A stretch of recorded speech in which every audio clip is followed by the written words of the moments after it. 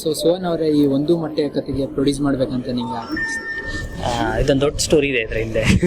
ಏನಂತಂದರೆ ವಿನೀತ್ ನನ್ನ ಭಾರಿ ಕ್ಲೋಸ್ ಫ್ರೆಂಡ್ ಅವನು. ನಾವು ಒಟ್ಟಿಗೆ ಕಾಲೇಜ್ ಮೇಟ್ಸ್ ಕೂಡ ಒಟ್ಟಿಗೆ ನಾಟಕ ಎಲ್ಲ ಮಾಡ್ತಾ ಇದ್ವಿ. And is an actor.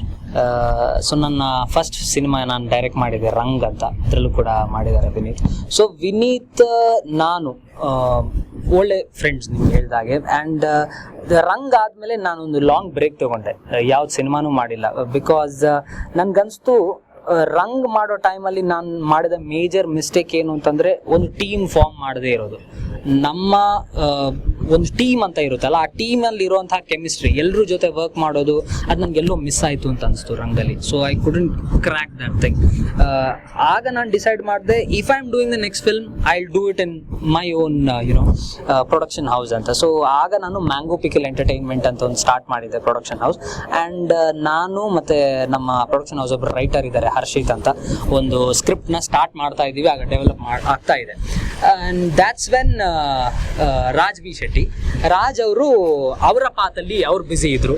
ಅವರು 3 ವರ್ಷದ ಮುಂಚೆ ಏನೋ ಸಿನಿಮಾ ಮಾಡಬೇಕಿತ್ತು, ಅದು ಸಿನಿಮಾ ವರ್ಕೌಟ್ ಆಗದೆ ಏನೆಲ್ಲೋ ಆಗಿ ಇನ್ನೊಂದು ಸಿನಿಮಾ ಮಾಡಬೇಕಿತ್ತು, ಅದು ವರ್ಕೌಟ್ ಆಗದೆ he was finally into making short films. ನಾನು ಶಾರ್ಟ್ ಫಿಲ್ಮ್ ಮಾಡೋಣ ಅಂತ ಹೊರಟಿದ್ರು. ಆ್ಯಂಡ್ ಆ ಶಾರ್ಟ್ ಫಿಲ್ಮ್ಗೆ ವಿನೀತ್ನ ಕಾಸ್ಟ್ ಮಾಡಿದ್ರು ಅವರ ಬ್ರದರ್ ರೋಲ್ಗೆ. ಸೊ ವಿನೀತ್ ಬಂದು ನಾವು ಹೀಗೆ ಒಂದ್ಸರಿ ಸ್ಕ್ರಿಪ್ಟ್ ಬರಿತಾ ಇರುವಾಗ ಒಂದು ಸೀನ್ ಬಂದು ನನಗೆ ಹೀಗೆ ಎಕ್ಸ್ಪ್ಲೇನ್ ಮಾಡಿದ್ರು, ಅದೊಂದು ಶಾರ್ಟ್ ಫಿಲ್ಮ್ ಮಾಡ್ತಾ ಇದ್ದೀನಿ ಸ್ವಾನ್ ಹೀಗೆ ಅಂತ. ನನಗೆ ಸೀನ್ ತುಂಬ ಇಂಟ್ರೆಸ್ಟಿಂಗ್ ಅನಿಸ್ತು. This really has something in it ಅಂತ ಅನಿಸ್ತು.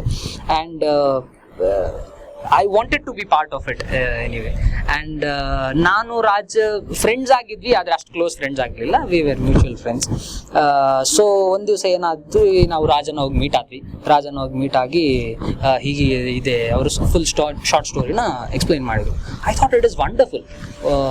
ಇಷ್ಟುವರೆಗೆ ಸಿನಿಮಾ ಹಿಸ್ಟ್ರಿಯಲ್ಲಿ ಯಾರು ತಲೆಯಲ್ಲಿ ಇಲ್ಲದೆ ಇರೋನ ಕತೆ ಹೇಳೇ ಇಲ್ಲ.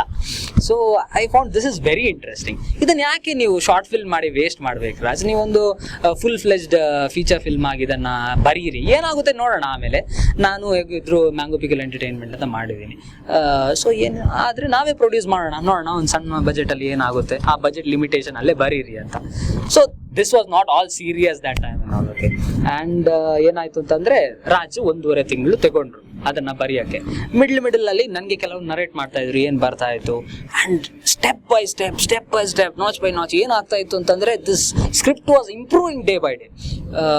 ರಾಜದು ಒಂದು ದೊಡ್ಡ ಪ್ಲಸ್ ಪಾಯಿಂಟ್ ಏನು ಅಂತಂದರೆ, ಅವರು ರೇಡಿಯೋಗೆ ಆಡಿಯೋ ಸ್ಟೋರೀಸ್ ಎಲ್ಲ ಮಾಡ್ತಾ ಇದ್ರು. ಆ ಆಡಿಯೋ ಸ್ಟೋರೀಸಿಂದಾನೇ ಮೂವ್ ಮಾಡೋವಂಥ ಮನುಷ್ಯ ಒಬ್ಬರನ್ನ.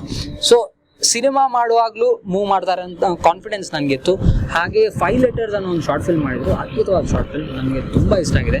ಅವರು ಮತ್ತು ಪ್ರವೀಣ್ ಶ್ರೀಯಾನ್ ಸೇರಿ ಮಾಡಿದ್ದದು short film and a small team with them. ಇದೆಲ್ಲ ಆದಾಗ ಈ ಸಿನಿಮಾನ ಗ್ಯಾರಂಟಿ ಕ್ರ್ಯಾಕ್ ಮಾಡ್ತಾರೆ ಅನ್ನೋಂಥ ಭರವಸೆ ಇತ್ತು. ಇದೊಂದು ಪ್ರಾಮಿಸಿಂಗ್ ಟೀಮ್ ಆಗ್ಬೋದು ಅನ್ನೋವಂಥ ಫುಲ್ ಕಾನ್ಫಿಡೆನ್ಸ್ ಇತ್ತು. ಆ್ಯಂಡ್ ಸ್ಕ್ರಿಪ್ಟ್ ಒಂದು ಫಿನಿಶ್ ಆಗುವಾಗ there was a satisfaction. Yes, ನಾವು ಇದನ್ನು ಮಾಡಲೇಬೇಕು ಅನ್ನೋದು.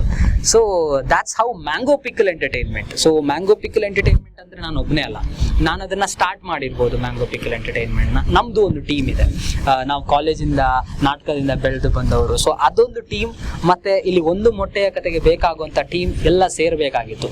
So that's the point when I decided Mango pickle Entertainment ಒಂದು ಮೊಟ್ಟೆಯ ಕಥೆಯನ್ನು ಮಾಡುತ್ತೆ ಅಂತ.